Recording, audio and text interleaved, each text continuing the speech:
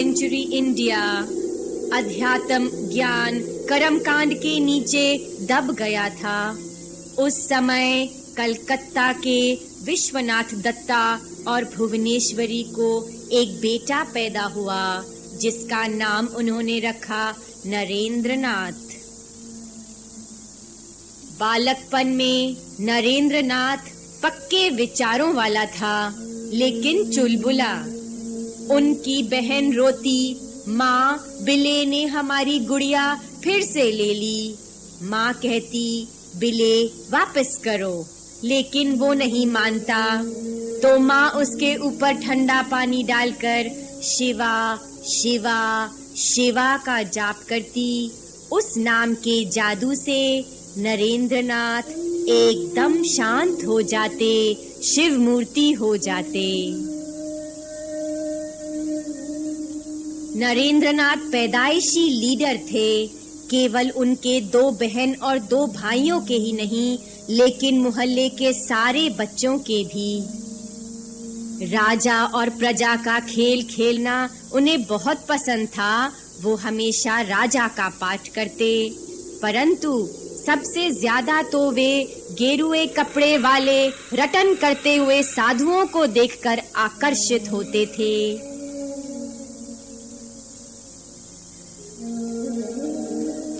और जो कुछ भी उन्हें हाथ लगता था वो सब कुछ उन साधुओं को बांट देते थे।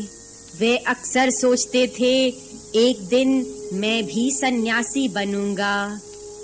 छोटी उम्र में ही वो चौकड़ी मारकर घर के एक शांत कोने में बैठ जाते थे।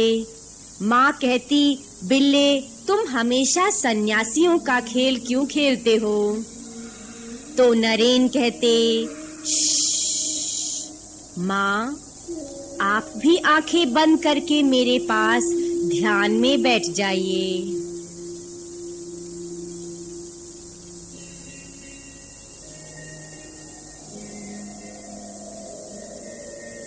एक दिन जब नरेन सन्यासियों का खेल खेल रहा था अपने दोस्तों के साथ, तो एक सांप आया। सारे बच्चे भाग गए, लेकिन नरेन हिले तक नहीं और सांप ने उनको छुआ नहीं। सारे दोस्त कहने लगे नरेन तुम तो सचमुच के सन्यासी हो।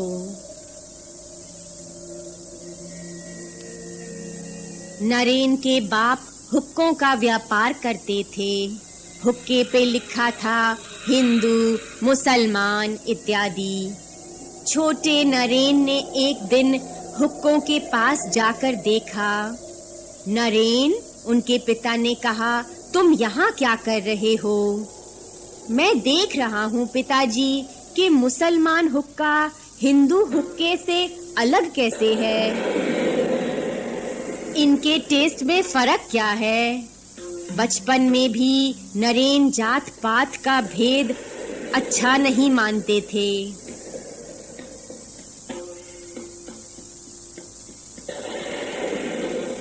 जैसे वो जवान हुआ, वे अपनी बुद्धि का और शरीर का बढ़ावा करने लगे। उनका चरित्र स्कूल और कॉलेज में चमकता था।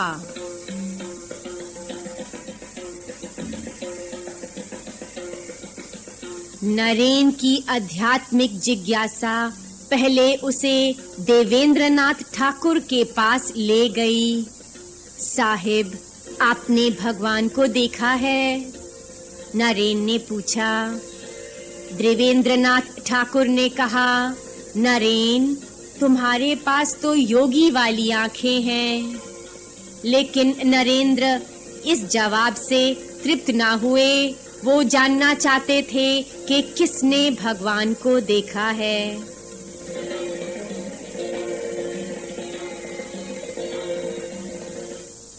नरेन की जिज्ञासा बढ़ती रही।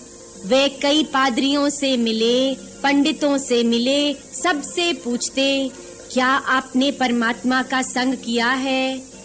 क्या आपने उन्हें देखा है?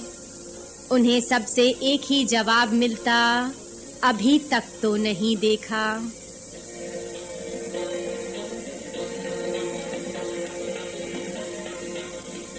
आखिर नरेन रामकृष्ण परमहंस से मिले और उनके पास दक्षिणेश्वर पहुंच गए। जैसे ही रामकृष्ण ने उन्हें देखा तो उन्होंने कहा, आहा, आखिर तुम आ गए।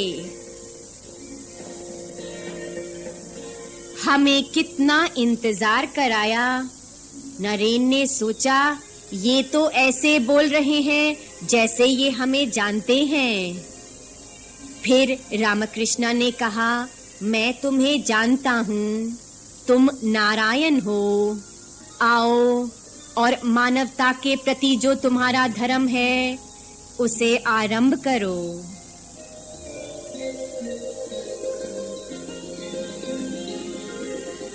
नरेन ने सोचा, ये मुझे नारायण क्यों कहते हैं? मैं तो विश्वनाथ दत्ता का पुत्र हूँ। नरेंद्रनाथ ने उनसे वही सवाल पूछा जो उनके अंदर दिन रात गूंजता था। वो जवाब सुनना चाहते थे जिसके लिए उनका दिल तड़पता था। साहिब, क्या आपने परमात्मा को देखा है?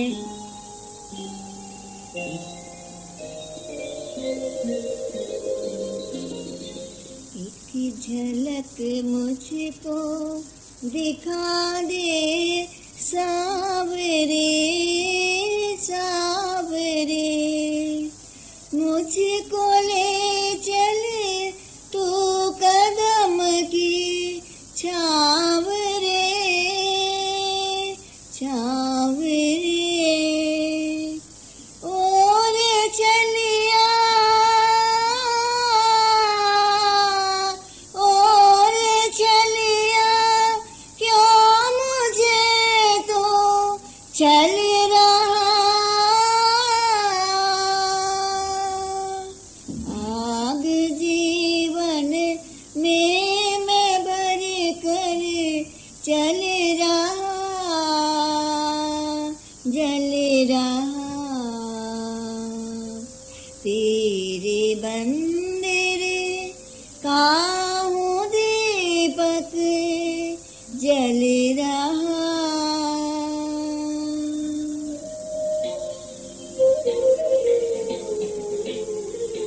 नरेन ने पूछा, साहिब, क्या आपने परमात्मा को देखा है? रामकृष्ण ने जवाब दिया, बिल्कुल देख रहा हूँ। जैसे तुम्हें देख रहा हूँ उससे भी स्पष्ट उनको मैं देख रहा हूँ। तुम भी उन्हें देख सकते हो नरेन।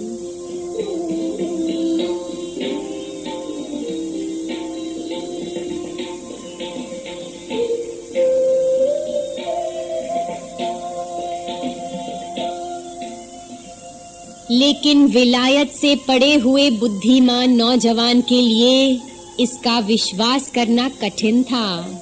वे वापस चले गए। लेकिन उन शख्स की शक्ल जिन्होंने परमात्मा को देखा था नरेन की आंखों के सामने से हटती ही नहीं थी। नरेन की बुद्धि उसे आराम नहीं लेने देती थी। वो फिर एक बार दक्षिणेश्वर आए, लेकिन इस बार वो गुरु की परीक्षा लेना चाहते थे। जब रामकृष्ण अपने पलंग पर बैठे तो अचानक कूद पड़े। हमारा सारा शरीर जल रहा है। उन्होंने अपने गद्दे के नीचे देखा, ये चांदी के सिक्के हमारे गद्दे के नीचे किसने रखे? नरेंद्रनाथ ने कहा, हमने रखे। आपने कहा कि आप एकदम माया रहित हैं। हम इस बात की परीक्षा लेना चाहते थे।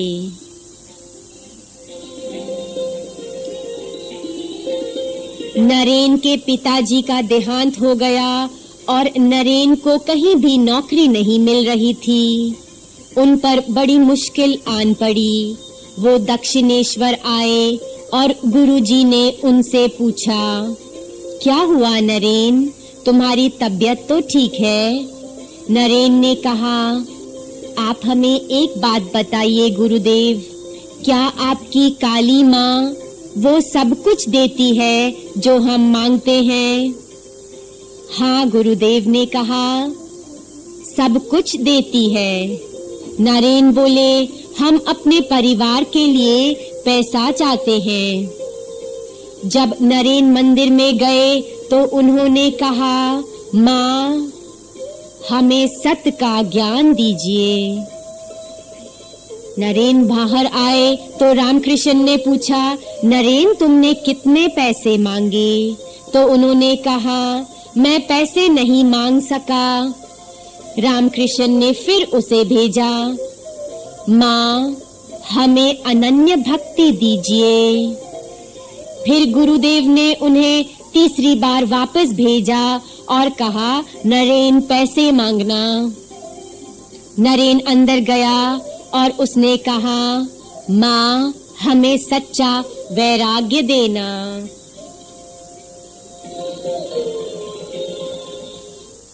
मेरे मंदिर काहू दीपक जल रहा, तेरे मंदिर काहू दीपक जल रहा। आग जीवन में मैं भर कर चल रहा, जल रहा। तेरे मंदिर काहू दीपक जल रहा।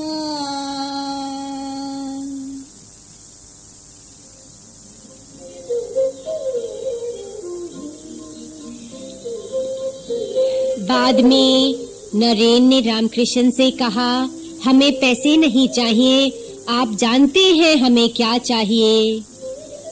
रामकृष्ण ने उन्हें अद्वैत बताया, ये कुर्सी, ये बर्तन, ये सब कुछ वही परमात्मा है। नरेन की बुद्धि आसानी से ये स्वीकार नहीं करती थी। रामकृष्ण ने उन्हें अपने पास बुलाया, उन्हें अपने पांव से छुआ। अचानक सारा संसार उसके लिए रोशनी में फूट पड़ा। रोशनी के सिवाय नरेन को और कुछ नहीं दिखाई दिया। ध्यान से उठने के बाद सारा विश्व ही उसे अपना आप दिखने लगा। इतने तक के सड़क पर चलते चलते वो गाड़ियों को देखकर हट ना पाया। वो सब उसे अपना आप दिखाई देने लगी।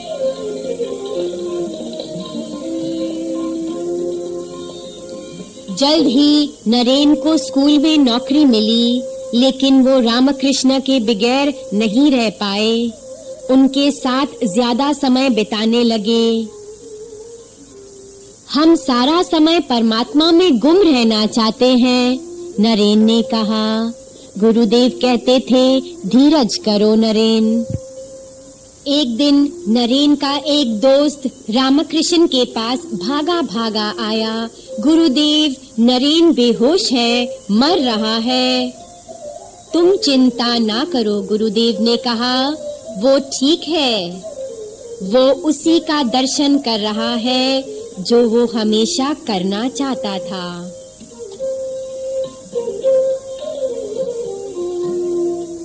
तेरे मंदिर काहू दीपक जल रहा,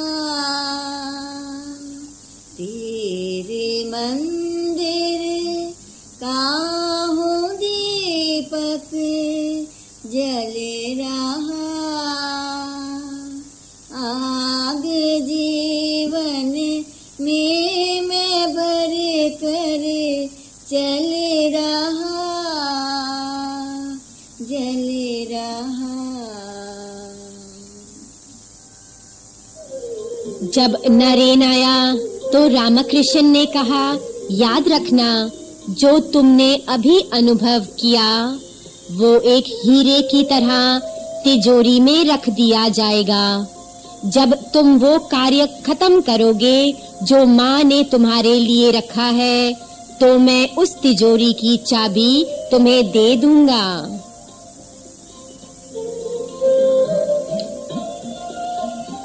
रामकृष्ण के महासमाधि का वक्त आ गया। भक्तों ने पूछा, गुरुजी, क्या बहुत दर्द है? तो रामकृष्ण ने कहा, शरीर प्रकृति के नियम में चलता रहता है, लेकिन मन में तो आनंद का अथाह सागर है। नरेन, तुम इतने दुखी क्यों दिखाई दे रहे हो? क्या तुम नहीं जानते कि यही है जो माँ चाहती है? मैं अब तुम्हें सारी रिद्धियां सिद्धियां दूंगा। नरेन ने कहा, क्या उन रिद्धियों सिद्धियों से हमें ब्रह्म की प्राप्ति होगी? गुरुजी ने कहा, नहीं, लेकिन तुम बहुत ऐश्वर्य देखोगे। गुरुदेव, जिस चीज से ब्रह्म प्राप्त नहीं होता, हमें वो नहीं चाहिए।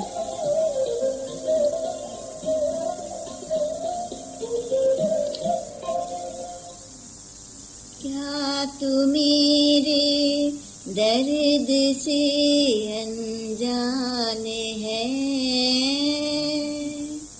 तेरी मेरी क्या नहीं पहचान है? जो बिना पानी बताशा गल रहा, चले रहा, आग जीवन में मैं भर कर चले रहा, जले रहा।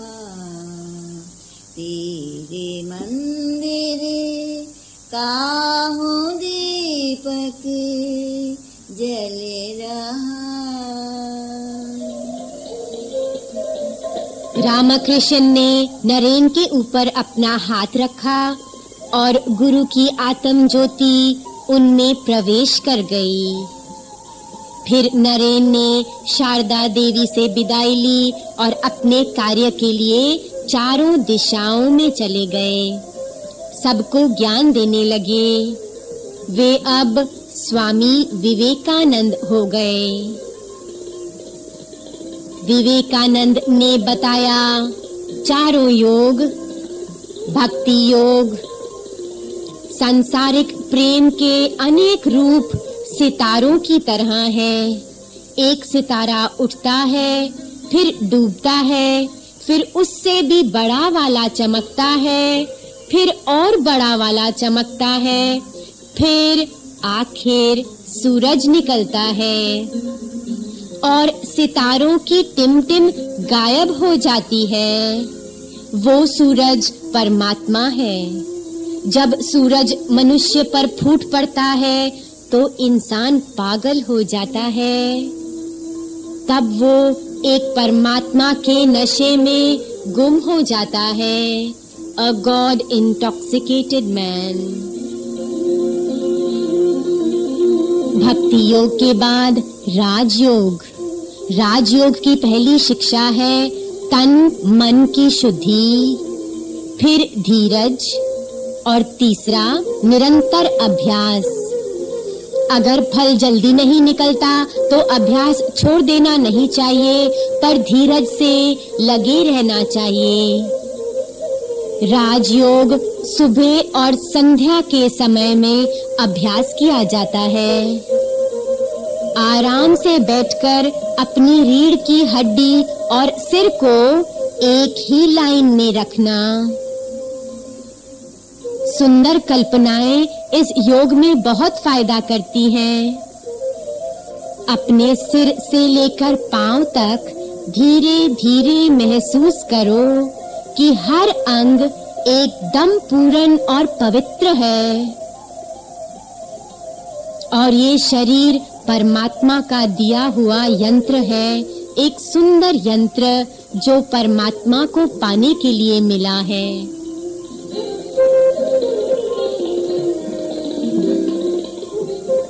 तीसरा, कर्म योग के ऊपर स्वामी विवेकानंद ने कहा, संसार में बहुत से प्राणी हैं जिनको ध्यान से ज्यादा कर्म पसंद होता है, लेकिन ज्यादातर ऐसे लोग अपनी शक्तियां गवा देते हैं क्योंकि कर्म का रहस्य नहीं जानते। कर्म योग साधक के अपनी शक्तियां बचाने का तरीका है ताकि वो इन शक्तियों को आध्यात्मिक मार्ग में मोड़ सके। एक कर्म योगी इसलिए कर्म करता है क्योंकि उसे लगता है कि उसके स्वयं के लिए कर्म करना कल्याणकारी है। संसार में वो देने वाला होकर रहता है, लेने वाला नहीं। इसी तरह वो सब बंधनों से मुक्त हो जाता है।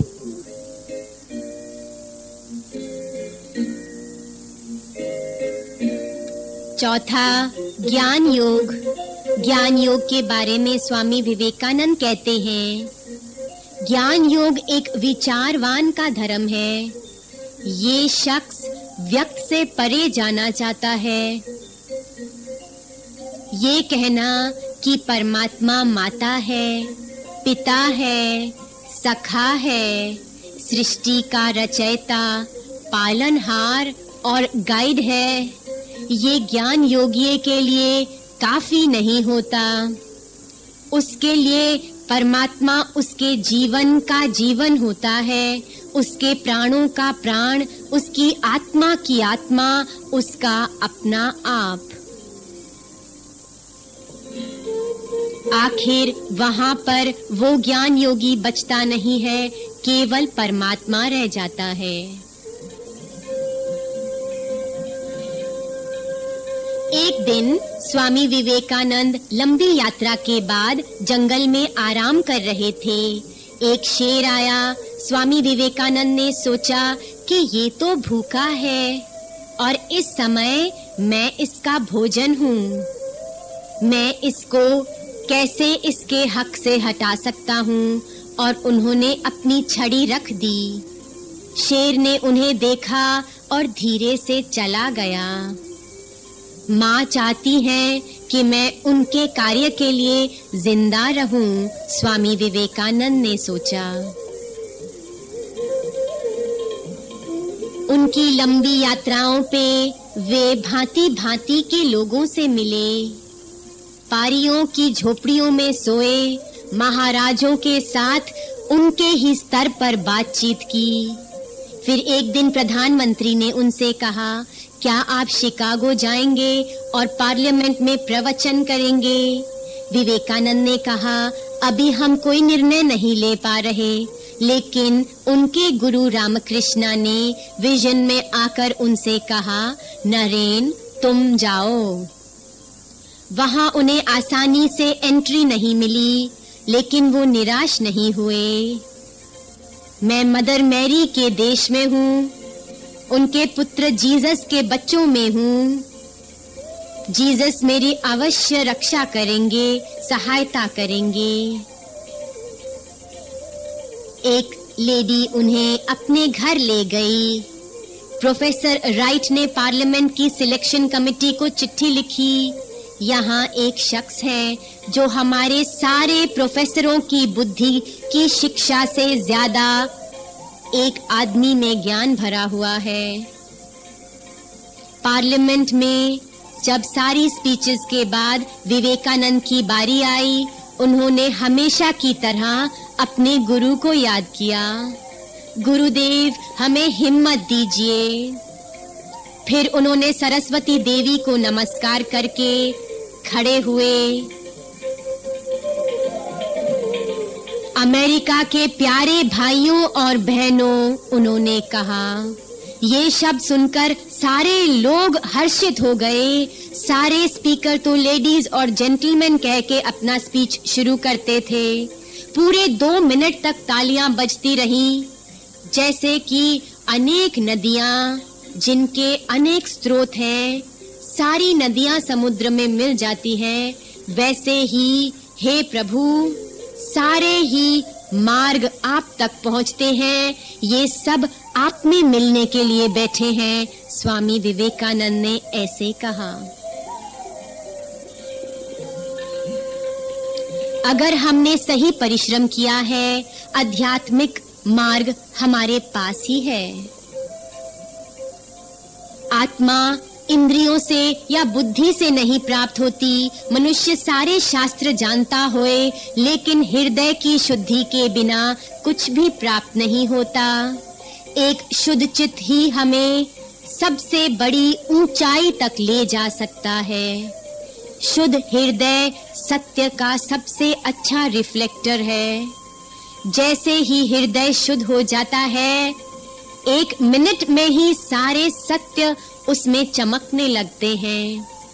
हमेशा दिल की सफाई में लगे रहो। दिल के जरिए ही परमात्मा बोलता है और बुद्धि के जरिए तुम बोलते हो।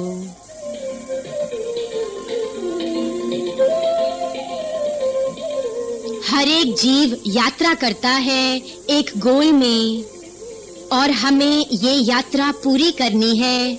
हर जीव के लिए एक समय आता है जब उसे ऊपर जाना होगा। कोई भी इस यात्रा में गुम नहीं होगा। हम सब एक केंद्र से निकले हैं जिसका नाम भगवान है। सबसे नीच और सबसे ऊंच सब पिता के अंदर वापस लौटेंगे। कोई भी गुम नहीं होगा।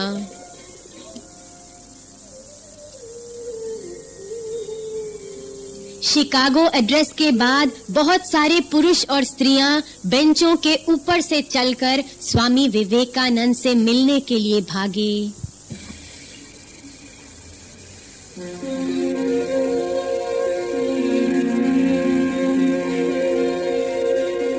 हर जगह उनकी ही चर्चा होने लगी, लेकिन उनका हृदय एकदम एक रस रहा। वो जगह जगह गए और सबको ज्ञान दिया। एक जगह कुछ लोग उनकी परीक्षा लेने के लिए उन पर अंडे और टमाटर फेंकने लगे, लेकिन स्वामी जी हिले नहीं।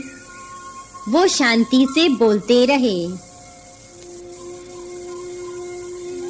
1000 आइलैंड पार्क पर उन्होंने योग और वेदांत 12 डिसाइपल्स को समझाया। वेदांत का भगवान कौन है? वेदांत का भगवान हमारी आत्मा ही है। वो करीबों से भी सबसे करीब है। कुर्सी को देखने से पहले हम पहले अपने को महसूस करते हैं। अपनी आत्मा के जरिए ही हम सारा ज्ञान पाते हैं। हर श्वास में हम उसके प्रति जागरूक हैं। वेदांत का भगवान एकता है, सत्य है और सर्वव्यापी है। अमेरिका से स्वामी जी इंग्लैंड गए। वहां उनकी मुलाकात मार्गरेट नोबेल से हुई, जो बाद में स्वामी विवेकानंद के पास इंडिया आई और जिनका नाम स्वामी जी ने निवेदिता रखा, the dedicated one. Swami ji का इंडिया लौटना देश का एक उत्सव बन गया। कुछ आदमियों ने उनके घोड़े गाड़ी से घोड़े हटाए और उन्होंने स्वयं उनकी गाड़ी खींची। उनमें से एक शख्स रामनाथ के राजा भी थे। स्वामी विवेकानंद और उनके सन्यासी भाइयों ने बहुत आध्यात्मिक और अनेक तरह की सेवा की। एक दिन एक गुफा में विवेकानंद को शिव जी का एक विजन हुआ और उन्होंने अपने में एक अद्भुत शक्ति का अनुभव किया। हमें अपना कार्य जल्दी करना होगा। हम 40 साल से पहले चले जाएंगे। हमें अपना कार्य जल्दी पूरा करना होगा। आगे जीवन में मैं भर कर चल रहा तेरे मंदिर काहूँ दीपक जल रहा। फिर स्वामी विवेकानंद ने खूब यात्राएं की और खूब ज्ञान फैलाया। एक दिन शाम को सब साधकों को प्रार्थना के लिए भेजकर स्वामी विवेकानंद अकेले 1 घंटे के लिए ध्यान में बैठ गए। फिर वो अपने बिस्तर में आराम से लेट गए। उनके चेहरे पर एक दिव्य नूर था। जब तक सब साधक वापस आए, उन्होंने अपना शरीर त्याग दिया था।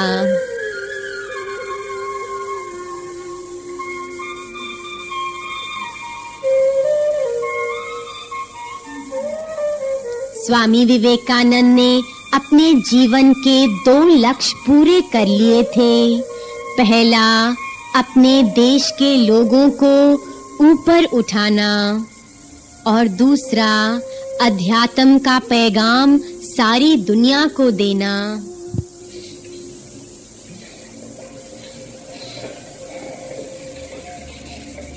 मैं तो एक मधुर बांसुरी की तान का एक धुन पे 100 तरह से नाचता। आँख से यमुना का पानी ढल रहा, आग जीवन में मैं भर कर चल रहा, जल रहा। तेरे मंदिर का हूँ दीपक जल रहा।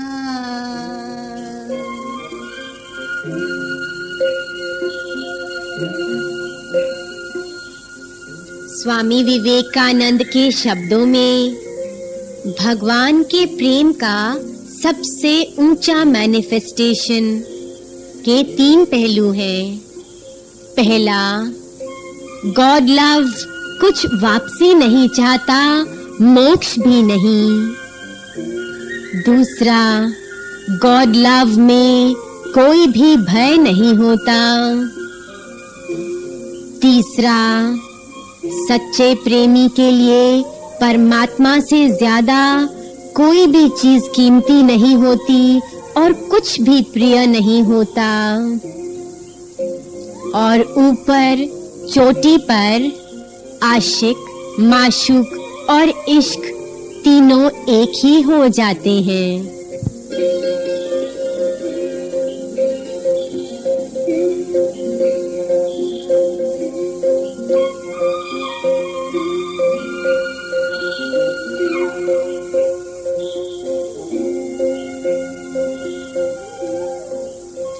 तेरे मंदिर का हूँ दीपक जल रहा।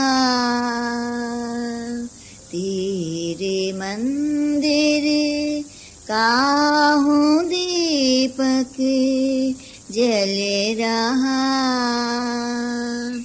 आग जीवन में मैं भर कर चल रहा, जल रहा। तेरे मंदिर का हूँ दीपक जल रहा।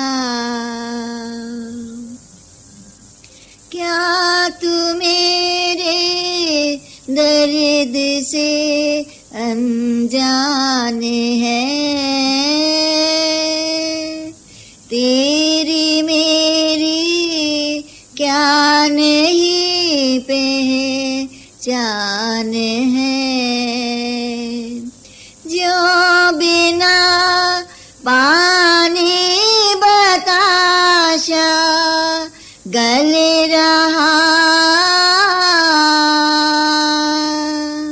चले रहा।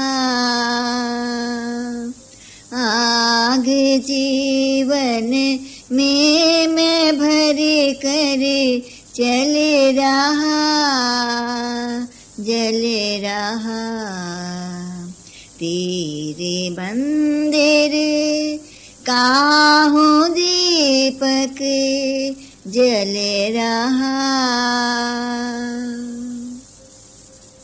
एक झलक मुझको दिखा दे सावरे सावरे, मुझको ले चल तू कदम की छाव रे छाव रे।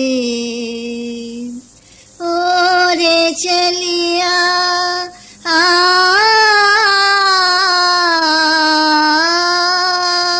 ओ रे चलिया, क्यों मुझे तू चल रहा चल रहा। आग जीवन में मैं भर कर जल रहा चल रहा, तेरे मंदिर काहूँ दीपक जल रहा।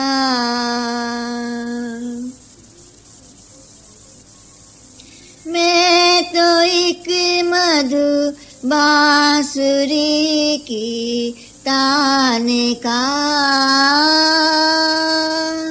एक धुन पे 100 तरह से नाचता। आँख से जमुना का पानी ढल रहा चल रहा। आग जीवन में मैं भर कर चल रहा जल रहा, तेरे मंदिर काहूँ दीपक जल रहा। आग जीवन में मैं भर कर चल रहा जल रहा, तेरे मंदिर काहूँ दीपक जल रहा।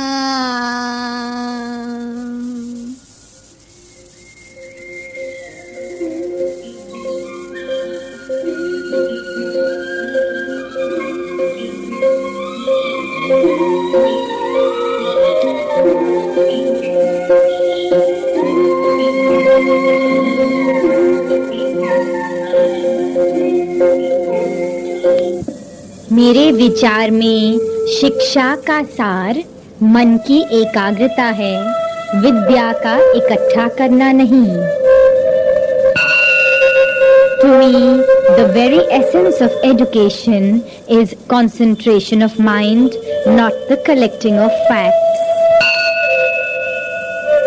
हर एक को हुक्म चलाना अच्छा लगता है, लेकिन कोई भी आज्ञा मानना नहीं चाहता। पहले आज्ञा मानना सीखो और हुक्म आपे ही आएगा। हमेशा पहले सेवक बनना सीखो, फिर तुम मालिक बनने के लिए तैयार हो जाओगे। Everyone wants to command and no one wants to obey. First, learn to obey. The command will come by itself. Always first learn to be a servant and then you will be fit to be a master. और कुछ भी जरूरी नहीं है, केवल प्रेम, सच्चाई और धीरज। जिंदगी क्या है? एक विकास, यानी कि एक विशालता, यानी कि प्रेम। इसलिए प्रेम ही जीवन है, यही एक सृष्टि का नियम है। स्वार्थ तो मृत्यु है और ये इस वक्त भी सत्य है और सदा सत्य रहेगा. Nothing else is necessary but these: love, sincerity and patience. What is love but growth? That is expansion. That is love. Therefore, all love is life. It is the only law of life. All selfishness is death. And this is true here or thereafter.